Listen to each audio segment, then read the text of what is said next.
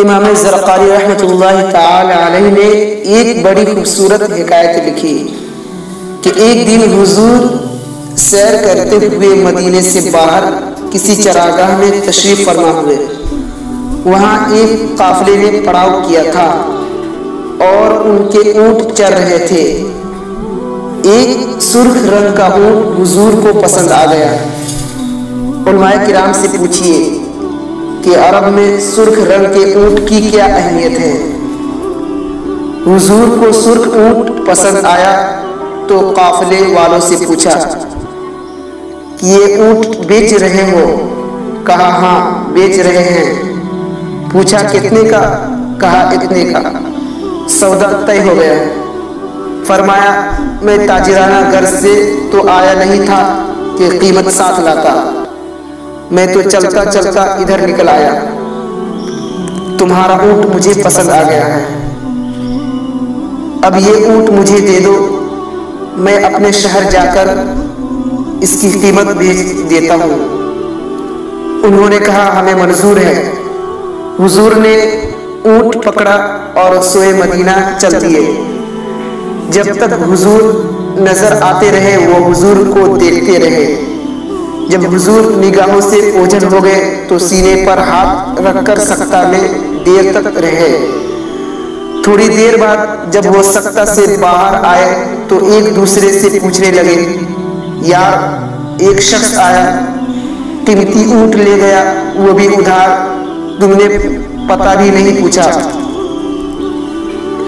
آپ کسی شخص کو نقد سودا دیتے ہو تو اس کا عطا پتہ پوچھنے کی ضرورت نہیں ہوتی، اور اگر کسی کو ادھار دیتے ہو تو یا تو آپ سے اس کی جان پہچان ہوتی ہے یا درمیان میں کوئی ضامن ہوتا ہے یا کوئی چیز گروی رکھ لیتے ہو۔ تو انہوں نے کہا ایک شخص آیا، ادھار اونٹ لے گیا اور تم اسے جانتے بھی نہیں، تم نے اس کا پتہ بھی نہیں پوچھا، کوئی چیز گروی بھی نہیں رکھی۔ ایک بولا جب وہ باتیں کرتا تھا تو لبوں سے پھول جھاڑتے تھے، میں وہ منظر ہی دیکھتا رہ گیا۔ اور دوسرا بولا جب وہ مسکراتا تھا تو سامنے والے پہاڑوں پر اس کا عکس پڑتا تھا۔ تیسرا بولا میں اس کے زلفوں کے بیچ و خم میں کھو گیا۔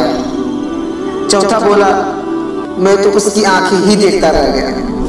کہا ہم اس کے حسن و جمال میں کھو گئے اور وہ اونٹ ہانک کر لے گیا۔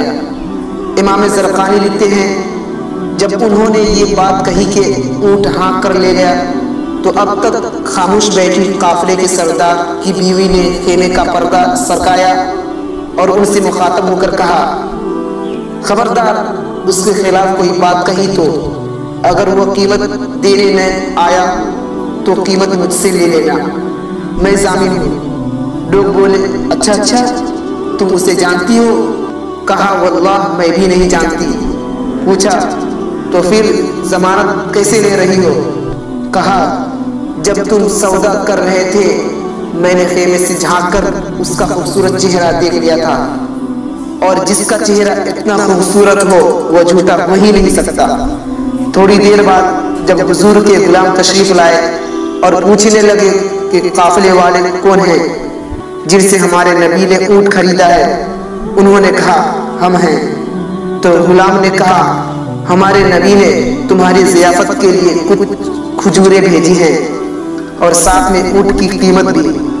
انہوں نے کہا قیمت بعد میں لیں گے، پہلے اپنے نبی کا پتہ بتا کیونکہ ہم خود بک چکے ہیں۔ امام زرقانی لکھتے ہیں پورا قافلہ اٹھا اور حضور کے قدموں میں بیٹھ گیا اور ایمان کی دولت سے سرفراز ہو گیا۔ تو حضور کا چہرہ ہی اتنا خوبصورت تھا کہ دیکھتے ہی ایمان کی بہاریں نصیب ہو جاتی۔